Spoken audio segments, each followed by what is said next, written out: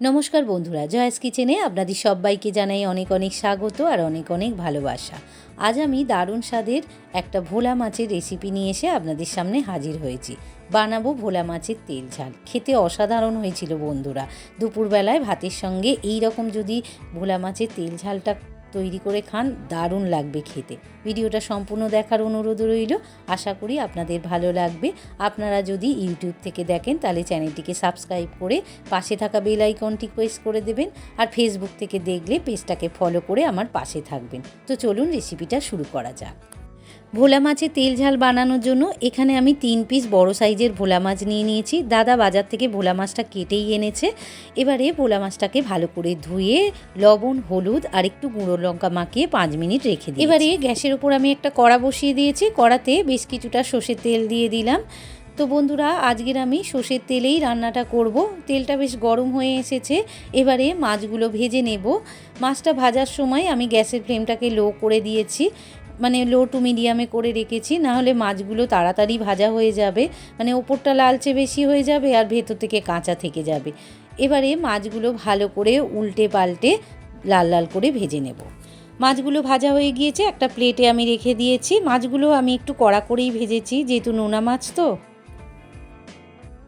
মাছের ঝালের জন্য এখানে আমি একটা ছোট সাইজের টমেটো একদম ছোট ছোট করে কেটে নিয়েছি ধনেপাতা আর কাঁচা লঙ্কা চেলা করে, আর নিয়েছি সর্ষে আর পোস্ত বাটা 2 চামচ। এবারে আমি একটা মশলা বানিয়ে নেব। তার জন্য একটা বাটিতে দিয়ে দিলাম 1 চামচ সর্ষে আর 1 চামচ পোস্ত একসঙ্গে আমি পেস্ট করে রেখেছিলাম, সেটা দিয়ে দিলাম। এবারে দিয়ে দিলাম ছোট চামচের 1 চামচ গুঁড়ো হলুদ, আর দিয়ে দেব ছোট চামচের 1 চামচ গুঁড়ো লঙ্কা, মানে ঝাল লঙ্কার গুঁড়ো। ঝালটা আপনারা আপনাদের মতো করে দিয়ে দেবেন। আর দিয়ে দিলাম স্বাদ মতো লবণ। এবারে দিয়ে দিলাম অল্প একটু জলটা দিয়ে ভালো করে চামচের সাহায্যে মিশিয়ে নেব। তো বন্ধুরা, এইভাবে যদি মশলাটা আগে থাকতে তৈরি করে নেওয়া যায় তাহলে মশলাটা পুড়েও যায় না আর খুব তাড়াতাড়ি রান্নাটা হয়ে যায়।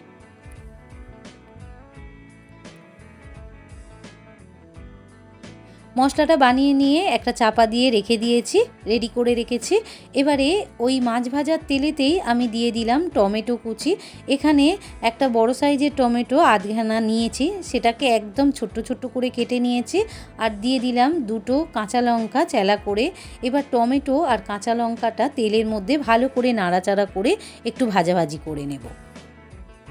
টমেটোটা বেশ ভাজা ভাজা হয়ে গিয়েছে আর টমেটোটা গলেও এসেছে। এবারে দিয়ে দিলাম আগে থাকতে যে মশলাটা আমি তৈরি করে রেখেছিলাম বাটিতে, সেই মশলাটাই দিয়ে দিলাম। দিয়ে ভালো করে নাড়াচাড়া করে নিয়ে মশলাটা কষিয়ে নেব। মশলাটা দিয়ে ভালো করে 2 মিনিট আমি কষিয়ে নিয়েছি, আর মশলা থেকে বেশ তেলও ছেড়ে দিয়েছে। এবারে দিয়ে দেব ধনেপাতা কুচি। আমি যে ধনেপাতা কুচিয়ে রেখেছিলাম আগে থাকতে, সেটা থেকেই অল্প কিছু ধনেপাতা এখন দিলাম, আবার শেষের দিকেও একটু ধনেপাতা দিয়ে দেব। তো বন্ধুরা, 3 থেকে 4 মিনিট ভালো করে কষিয়ে নিয়েছি।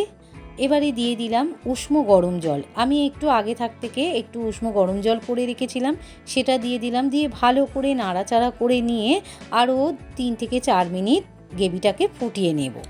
3 থেকে 4 মিনিট আমি গ্রেভিটাকে ফুটিয়ে নিয়েছি, আর গ্রেভিটা কতটা কমে এসছে দেখুন বন্ধুরা। এবারে দিয়ে দেব ভেজে রাখা মাছগুলো দিয়ে আমি বেশি ফোটাবো না, ঠিক 1 থেকে 2 মিনিট ফোটাবো। বেশি ফোটালে সেদ্ধ হয়ে যাবে, বেশি খেতে ভালো লাগবে না। মাছটা দিয়ে 1 মিনিট ফুটিয়ে নিয়েছি। এবারে দিয়ে দিলাম 3টে কাঁচা লঙ্কা চেলা করে, আর দিয়ে দিলাম বাকি যে ধনেপাতাটা ছিল সেই ধনেপাতাটা ওপর থেকে দিয়ে দিলাম। এটা খেতে আরও টেস্টি হবে। আর দিয়ে দিলাম ওপর থেকে ছোট চামচের 1 চামচ কাঁচা সর্ষের তেল। এই কাঁচা সর্ষের তেল দেওয়ার কারণে মাছের ঝালটা স্বাদ দ্বিগুণ বেড়ে যাবে। এটা আমার শাশুড়ি মা বলতেন, উনি তো দারুণ রান্না করতেন, খেতেও ভালো লাগতো।